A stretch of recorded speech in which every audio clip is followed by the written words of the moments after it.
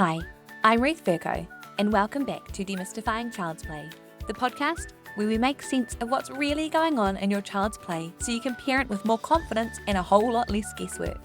In this video, we're diving into Orientation Play, which is part 8 of our 10-part series on the top 10 play schemas. With the orientation schema, we're going to look at what it is from many different angles, what it looks like in real life, and why your child may constantly be upside down, climbing high, or changing their viewpoint. I'll walk you through what they're learning through this kind of play and how understanding it can completely change the way you respond. What you're about to hear is taken directly from inside the Play Schemas Collective membership.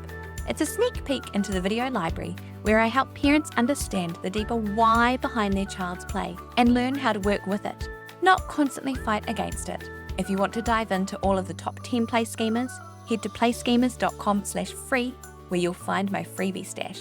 That's schemas.com/free. Okay, let's get into it. When we talk about play schemas, we're talking about the deep instinctive urges that drive children's play and learning. These are not random behaviours, they are patterns of exploration that help children make sense of the world. The orientation play schema is all about perspective. At its core, orientation is a child's developmental drive to explore how objects, faces, and people look from different positions, angles, and viewpoints.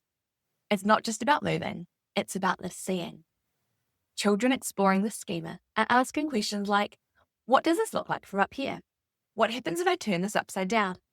How does the world change when my body changes position? This is a powerful form of learning.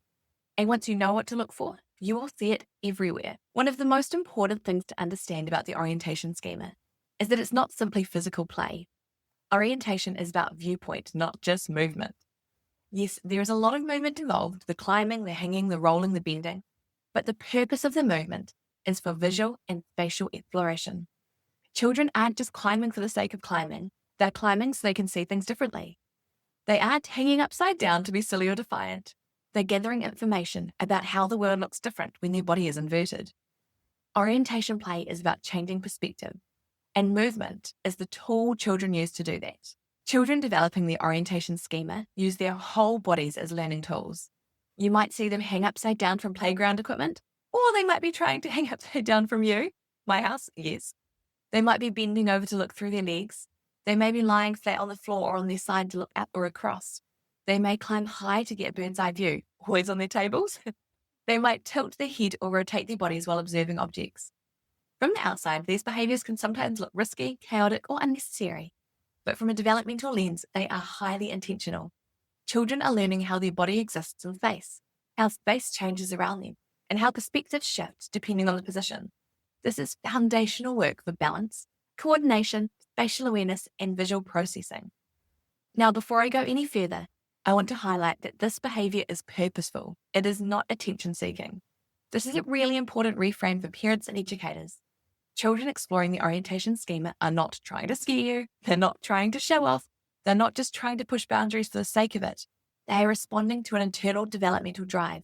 Their brains are saying, I need more information about space, position, and viewpoint. When we view orientation play through this lens, it becomes much easier to respond calmly, confidently, and supportively, rather than shutting it down out of fear or frustration. And of course, safety does matter, but understanding why the behavior is happening changes how we manage it.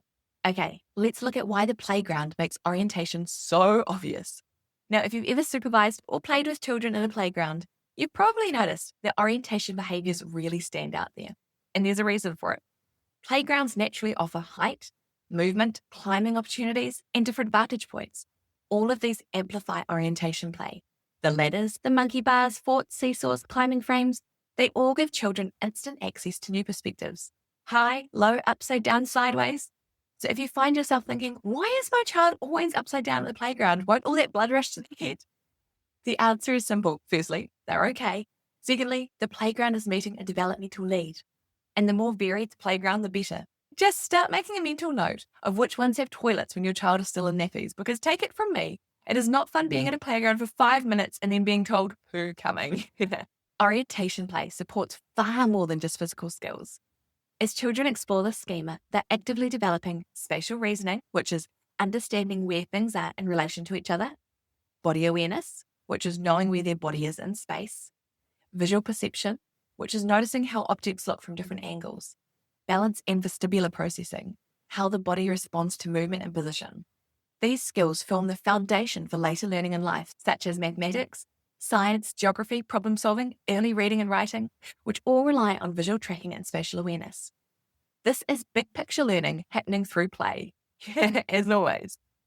Okay, just as we wrap up with the 101 overview of the Orientation Play Schema, it's also worth noting that children rarely explore just one schema at a time. Orientation often overlaps with the positioning schema, where children line things up or place things carefully, and the rotation schema, where spinning and turning objects or bodies is involved. So you may notice orientation behaviours happening alongside other patterns of play, and that is completely normal.